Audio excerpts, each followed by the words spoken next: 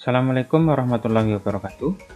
Selamat datang di video saya kembali. Pada video kali ini akan saya terangkan berkas-berkas yang harus disiapkan untuk penyederaan guru bukan PNS atau istilahnya adalah in-passing tahun 2018. Ya, ada beberapa hal yang harus diperhatikan dalam pengiriman berkas in-passing ini. Nah, untuk syaratnya apa saja dan jenisnya apa saja, dan nanti untuk legalisirnya atau yang melegalisasi itu siapa saja, itu kita bisa lihat di Info Simtara ya. Info Simtara, websitenya Info Simtara, silahkan dicek di sana.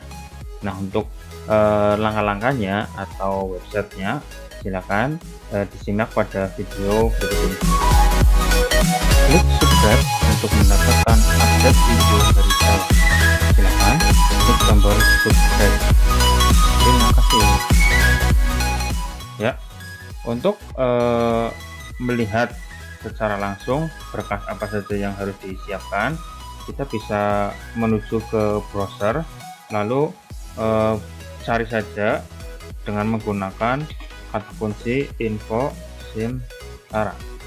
Begini ya, jadi Info Simtara, ketik saja di browser, di Google ya, di pencarian Info Simtara seperti ini ya, lalu enter. Nah, nanti websitenya akan berada di atas sendiri ya, ini beranda Info Simtara ya. Jadi beranda ini adalah isinya tentang jabatan fungsional guru bukan PNS atau in-passing. Nah, untuk petunjuknya atau syarat-syarat berkas-berkas apa saja yang harus dipersiapkan, yaitu di sini di menu petunjuk. Nah, di atas ada menu beranda, informasi, petunjuk, kontak, dan tentang ya. Nah, silakan untuk berkasnya apa saja, silakan diklik di bagian petunjuk sini. Nah, jadi bagi Bapak Ibu yang akan mengirimkan berkas in-passing, maka harus mengikuti semua yang ada di halaman petunjuk ini. Oke, saya sekarang klik tombol atau menu petunjuk. Nah, ini adalah isi dari halaman petunjuk ya. Nah, sekarang pertama, di sini mekanisme yang harus diperhatikan atau dilampirkan dalam penyetaraan guru bukan PNS. Yang pertama adalah melampirkan surat pengantar kepala sekolah pada setiap berkas per individu guru. Jadi ini yang paling penting, nanti untuk pengiriman berkas harus ada surat pengantarnya. Ingat, surat pengantar dari kepala sekolah.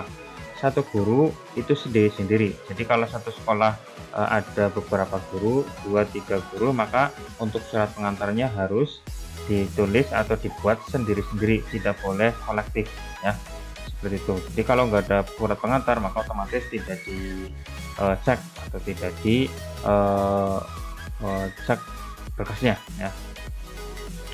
Lalu yang kedua adalah melampirkan biodata ya, lembar biodata nanti di format 5. Nah, untuk biodata ini sudah saya lampirkan di deskripsi, silakan nanti bisa di-download saja untuk contoh biodatanya. Nanti silakan diedit sesuai dengan data Bapak Ibu masing-masing ya. Jadi di sini di biodata itu harus memuat NRG, ada NUPTK, ada nomor sertifikat dan lain-lain. Pokoknya itu lengkap ya. Silakan nanti bisa diisi saja sesuai dengan data yang diperlukan di sana. Sudah saya lampirkan, sudah saya cantumkan linknya di video, di deskripsi video ini ya. Silakan dicek saja di bawah. Terus yang berikutnya adalah nomor 3, khusus bagi SD, SMP, ataupun SLB, maka harus melampirkan hasil cetak lembar transkrip data atau info PTK. Nah, lembar transkrip data ini itu kita cetak di website Info GTK. Di Info GTK di sana ada info tentang PTK, mulai dari nama, terus tempat tanggal lahir, terus ngajar berapa jam, time-nya mulai tahun berapa, di sana lengkap, itu dicetak saja. Nah, untuk lebih jelasnya silakan klik di link di atas ini ya, sudah muncul di sini. Silakan diklik saja, nanti di sana ada langkah-langkah untuk mencetak lembar transkrip data ya. Kalau sudah, lalu yang keempat ini adalah SK atau surat keputusan pengangkatan sebagai guru tetap. Nah, jadi harus guru tetap yang bisa mengusulkan untuk penyetaraan guru bukan PNS ini. Jadi harus mempunyai SK guru tetap. Nah, guru tetap ini SK-nya harus ditandatangani. Ini wajib ya. Wajib, yaitu yang pertama adalah gubernur kalau misalkan posisinya di kota ya. Terus yang paling penting adalah ketua yayasan. Jadi nanti sebagai jika nanti bertugas pada satuan pendidikan ya.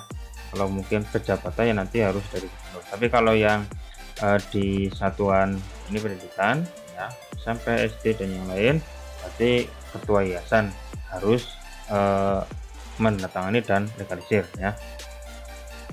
Terus nanti yang ini selain dari ketua yayasan harus dilegalisir oleh dinas pendidikan ya, sesuai di daerahnya masing-masing.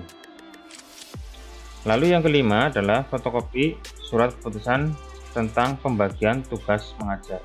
Pembagian tugas mengajar itu yang dilampirkan adalah 4 semester terakhir ya, 4 semester terakhir nanti di fotokopi terus legalisir. Nah, legalisirnya itu dari yayasan ya, dari yayasan dan dinas ya. Di sini ada keterangan. Nah, ini dan dilegalisasi dengan stempel basah oleh dinas pendidikan. Jadi harus dilegalisir oleh dinas. Jadi pembagian tugas mengajar selama 4 semester terakhir itu dilegalisasi atau legalisir di dinas pendidikan provinsi atau kabupaten atau kota. Ini harus asli, bukan fotokopian ya, harus asli.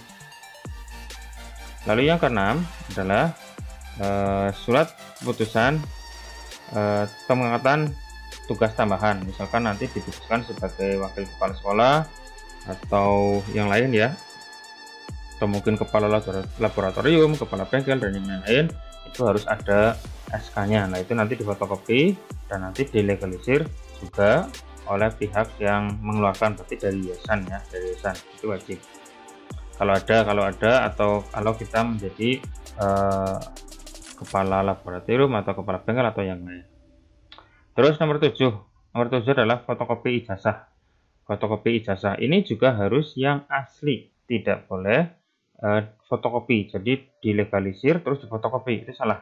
Tapi dari ijazah asli difotokopi terus baru dilegalisir. Nah, legalisirnya itu yang asli ya, bukan yang habis dilegalisir terus fotokopi, itu salah. Nah, ini harus legalisir asli dan stempel basah. Nanti untuk fotokopi ijazah ini harus dilengkapi dengan akta mengajar dan transkripnya. Silakan dilampirkan saja sehingga tidak cuma ijazah tapi lengkap dengan akta 4 dan transkripnya. Lalu yang ke-8 adalah fotokopi sertifikat pendidik.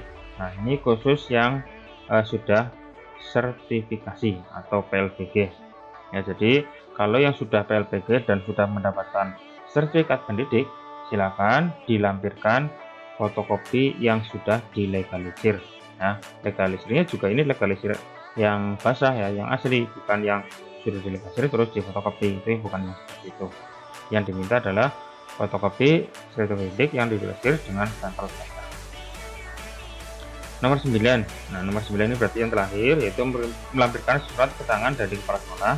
Nah, surat keterangan yang mengatakan bahwa guru memiliki kinerja baik. Jadi dari kepala sekolah itu harus mengeluarkan surat keterangan itu kinerja baik selama 2 tahun berturut-turut. Nah, untuk SK yang seperti ini juga sudah saya contohkan di deskripsi video ini ya. Silakan nanti bisa di-download juga. Itu salah satu contohnya. Silakan nanti bisa diedit sesuai dengan kondisi maupun ketentuan di sekolah Bapak Ibu masing-masing. Nah, intinya seperti itu. Jadi ini intinya menerangkan bahwa Bapak Ibu guru itu memiliki kinerja baik. Nah, kinerja baik selama 2 tahun berturut-turut dan ditandatangani oleh kepala sekolah ya pastinya. Seperti itu. Nah, itu adalah berkas-berkas atau syarat-syarat yang harus dipenuhi untuk pengajuan penyetaraan guru bukan PNS atau yang sekarang diistilahkan adalah in-passing.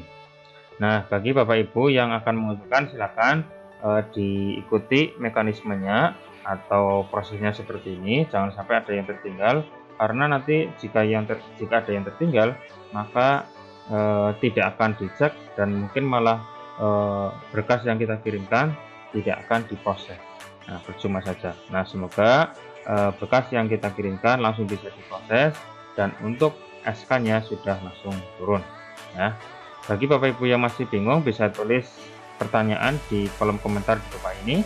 Jangan lupa di subscribe channel saya ini supaya nanti mendapatkan info selanjutnya tentang keguruan ya. Nanti akan ada video lagi tentang in-passing seperti ini, makanya silahkan di subscribe ya.